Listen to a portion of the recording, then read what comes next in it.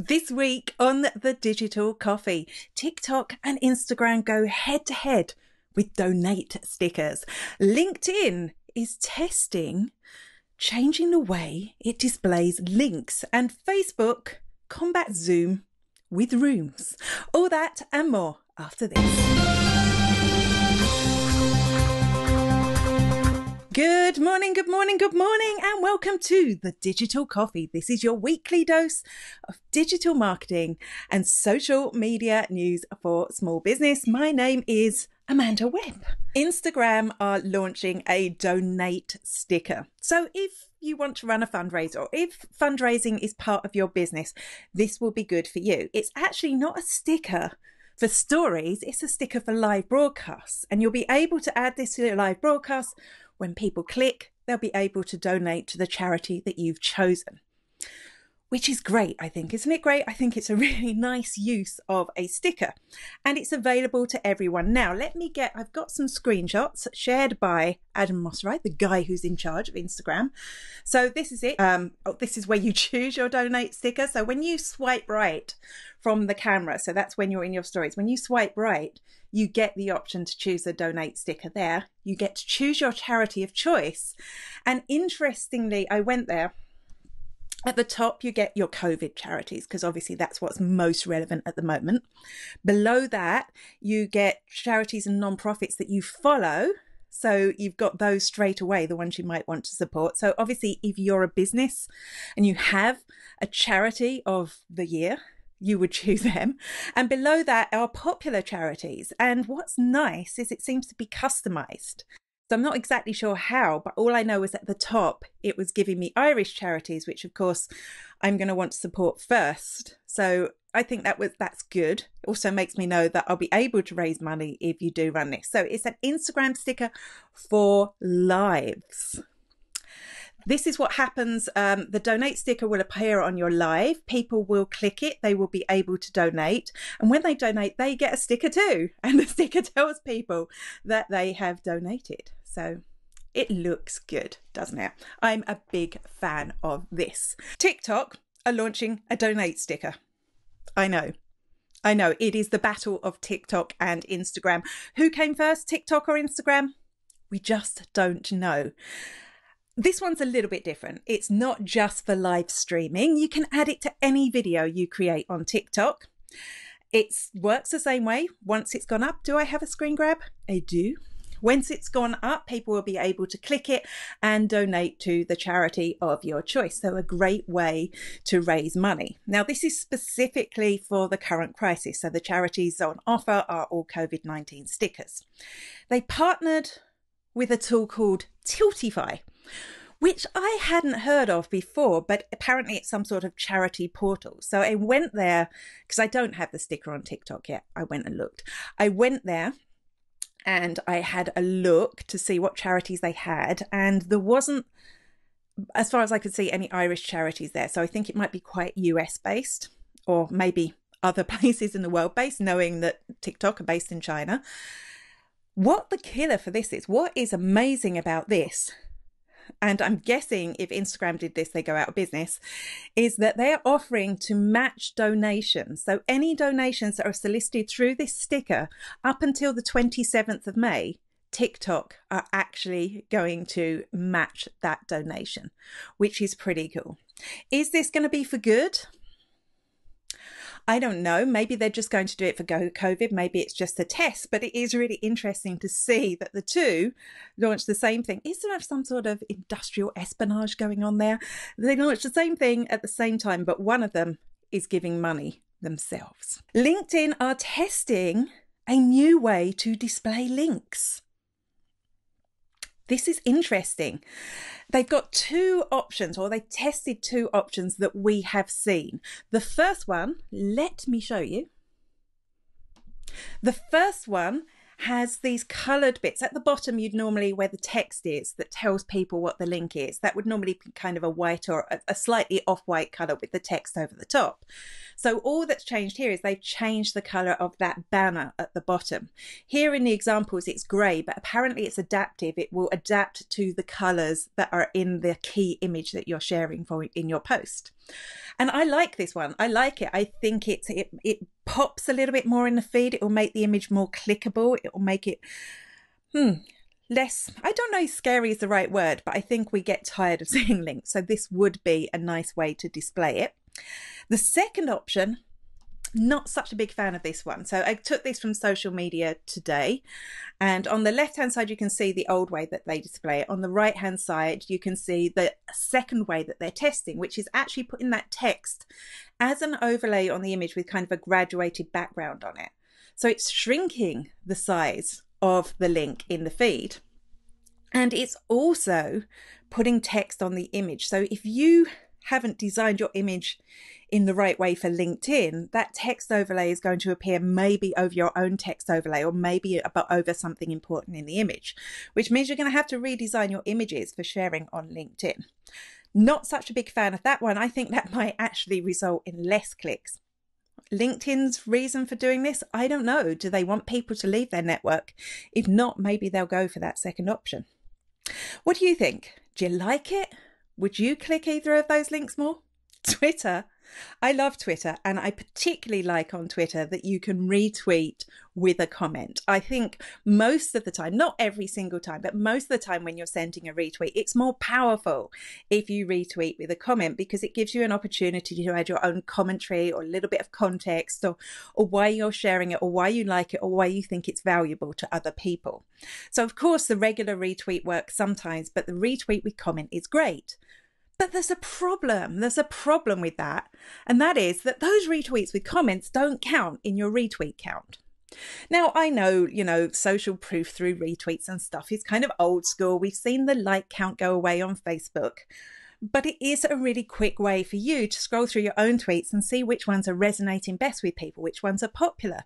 You'll see a lot of hearts on things. Sometimes you may see no retweets when in fact, loads of people retweeted with a comment. Well, Twitter are fixing this. Let's have a look. So I have two screenshots. This is the first one. Underneath a tweet in the feed, you will now include the retweets with comments in the retweet count, which is fabulous, isn't it? So you're not losing that social proof from them. The second seems to be when you jump into the tweet itself at the top, you'll be able to see how many retweets there were with comments and without comments. I'm really happy to see that they've introduced this. I think it's a really quick way for us, without having to dive into analytics each time to see which one of our tweets is shareable, is good enough to be shared, because we know sharing is harder to get these days. Facebook launched Rooms. Rooms is what people are calling the Zoom killer. And when I get it up on screen, you'll see what I mean. It looks like Zoom. So what are Rooms? Rooms are basically a live video chat with, eventually it will be up to 50 people on that live video chat, just like Zoom. There are some slight differences. One, everyone will need a Facebook account. And secondly, you'll be able to use all those augmented reality filters that you get in Facebook Live and Facebook Stories. You'll be able to add those to them. So it'll be a nice, fun way to do this. For business, how will we use this? And this is why I was asking you, what do you trust most, Facebook or Zoom? I think for groups, if they launch this in groups, this will be fabulous, because if you're a member of my group, you'll know that we have a weekly coffee meeting, which I host on Zoom. And if I was able to do this in Rooms, it would take a little bit of the friction out. People would be able to join directly from the group, and it would be a nice way for us to get to know each other. I also think it would be really good for non-businesses. So I actually don't think this is a Zoom killer. You know what I think it is? I think it's a house party killer, because at the moment my book club meets on House Party. We have family events on House Party, and it would just be a lot easier because we do all have Facebook accounts to be able to do it through Rooms. So that's the second way I think it's going to be used. But I don't think Facebook will ever seem professional. So for my one-to-one calls, definitely wouldn't be using Facebook Messenger. For my events, so when I do training sessions or webinars, I definitely wouldn't be using Rooms for that. I'd stick with Zoom, because you don't want to force everyone to have a Facebook account first, because a lot of people are not very trusting of Facebook. And secondly, I just think, it's your kind of own space. It's not hooked in. So from my point of view, I can see the groups thing will be fabulous, but I think maybe less so for my professional stuff. What about you? How would you use it? The other thing that I'm thinking is, how much do we trust Facebook compared to Zoom? We know Zoom had some security issues, but they have been working day and night to fix those security issues, and they have added a whole lot of new stuff and then continuing to add new stuff to protect you and your privacy. Facebook, let's face it, they don't have a good record on privacy. So if you're worried about your privacy, who you trust more, for me, it's Zoom. They're a small company. You can actually talk to people in the company. There's human beings there, whereas Facebook is this big thing that when we know it's almost impossible to talk to anyone there. So definitely for my confidential business stuff, I'd prefer to use Zoom, but of course, Facebook is there now, and we'll have to see how it evolves. Instagram is introducing a DM me sticker. This was spotted by Jane Manchun Wong on Twitter. And this is what it's going to look like. You will have a DM sticker and people will click it and get straight into a direct message conversation with you. Now, this is interesting. I would probably use this sticker. We know that you can actually already prompt people to DM you by pointing down at that little message box at the bottom, and click into that. But I think a lot of users, might not know how to do that and might not realize that's a direct message. So this makes it more prominent and easier to use. You just click the button and you're straight in. So from a business point of view, we could use this to say, DM me for more information. DM me if you'd like me to send you the link. DM me if you want my PDF of the digital coffee. DM me if. So there's lots of reasons you could use it there, and then you have your customer or potential customer in a direct message conversation, which means you're forming a stronger bond with those people. What I'm disappointed about, and I'd love if you could check this, is that the chat sticker has disappeared from Instagram. I was working with a client, we were thinking of using the chat sticker. It was gone from their account. I checked both my accounts, it was gone. If you can check and see if that's gone, because what the chat sticker did was it started a group chat rather than having a one-to-one conversation. So I'm sad that that's gone, but I do think this DM me thing could give you that opportunity, depending on how popular you are on Instagram, because you could get hundreds of DMs. It does give you that opportunity to talk to people. Facebook are going to add the location of where a Facebook post was posted to posts from pages that have a large reach. It's unclear what they mean by large reach. We don't know what is considered a large reach, but what's going to happen is at the top of the post, next to the timestamp, it will say the country of origin, the country of the person, not the page, but the person who posted this. And this is part of Facebook's new transparency thing. If you see a news story and it's election related, I guess you want to know, did it come from Russia? So that's why it's there. But this could have a bad knock-on effect on businesses who outsource overseas and also on social media managers. So for example, if you're a business and you're outsourcing your social media management to somewhere like India, which is fine to do, it's not going to look great if you're trying to be an Irish business and it pops up at the top saying this was posted in India. People are going to lose a little bit of trust in you. They're going to think maybe this isn't a legitimate Irish business.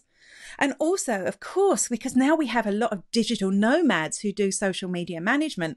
So maybe you're a social media manager traveling the world. And if you're doing a really great job and you get a large reach, people are going to know you're in Thailand or you were in wherever it was, not the place that the business was. So we are going to lose something from this. However, what do they consider a large reach? Is it what we consider a large reach? It's going to be really interesting to see how this develops. Twitter are adding drafts. You will be able to save Twitter drafts to use later cross-platform. And why I say cross-platform is you can already do this on the mobile app. You can write a tweet and save it to use later. but there's no way of picking that up on desktop and then sharing it out from desktop. According to Jane Mansion Wong, who is a reverse engineer, she has spotted that you will now be able to save your tweets and tweet them out later, which I think could be really valuable if you're just one business, just using Twitter. You don't need a social media management tool. It's a good way to compose a whole load of tweets at once, ready to go.